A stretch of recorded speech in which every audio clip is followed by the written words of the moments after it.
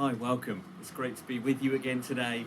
This is another one of our little encouragement videos looking to encourage you as you walk along and maybe at this point maybe looking at what it is to walk with Jesus and journey with him, or the other word we tend to use is being a disciple of Jesus, a follower of Jesus, trying to understand what that means and work that out in our lives. Last week I asked you a question: who are the people who are going to be the people that kind of God has put in our path, who maybe we can reach with the good news?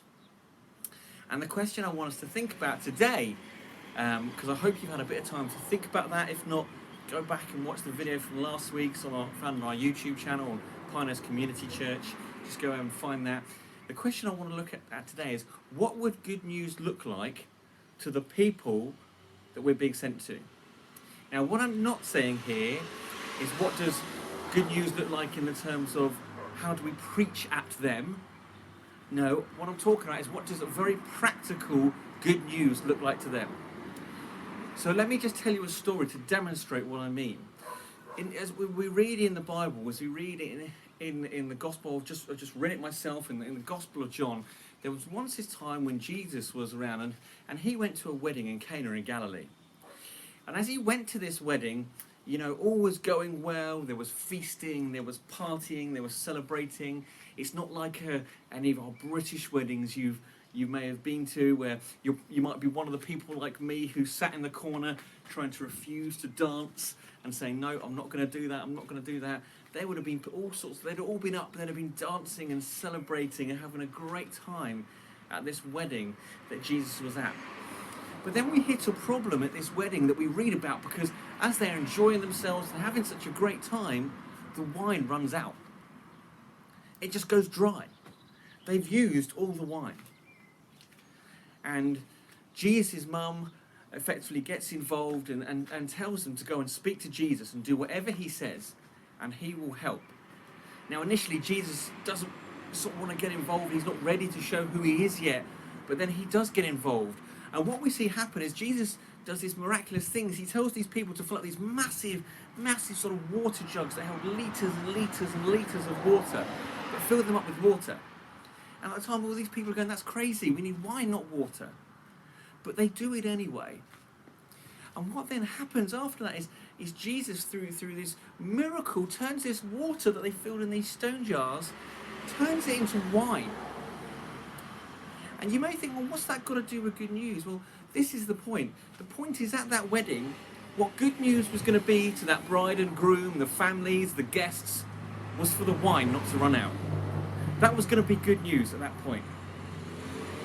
And so what Jesus did is he didn't sort of say, oh no, I must stop and preach at you. He said, no, actually, I need to be bringing good news here. I'm going to be showing something of the kingdom of God. I'm going to be showing something of what it is like to be a follower of me. I'm going to show you that actually following me means there is so much more than what you currently have. I'm going to show you that following me is fun, that it's exciting, that miracles happen. I'm going to show you that following me, being a disciple of me, means that you will bring good news, or can bring good news, to the people around you. And so the question I want to ask us today is, how are we going to bring good news to the people around us? Hopefully last week you started thinking about who those people are around you. And now the question we want to think about is, how can we bring good news? Jesus brought good news by bringing wine to the wedding. He brought good news. The party could continue. I'm sure they had a lot of fun, and they celebrated that couple getting married. How can we bring good news, very tangibly bring good news to people around us? What does that look like? You know, last week when I shared, one of the things I said was, what we're going to do is we're going to go this Saturday to Oakhurst School. It's just over in that direction, the local first and nursery school. I've been this morning. The gardens are overrun. They need weeding. There's 5 picnic benches that need staining. There's playhouses that need staining. There's so much that needs doing. We have an opportunity to bring good news to a school in our local setting here. Now, my hope and prayer is I'd love to get at least 30 people from the church out at this, coming to bless this local school, coming to bring good news. Why is it bringing good news? Because it enables the children to play safely. It enables them to enjoy the space they're in. But it's also bringing good news because we're showing something very much of the love of Jesus and how he loved people and how he wanted to transform things and make things better. Jesus didn't just want to leave us as we were, he wanted to make things better. And so can I ask you, very practically, to think about how you could bring good news to some people, but also, can you sign up to come and help this weekend? At the moment, we have about 8 people signed up to come. I'd love to get at least 30.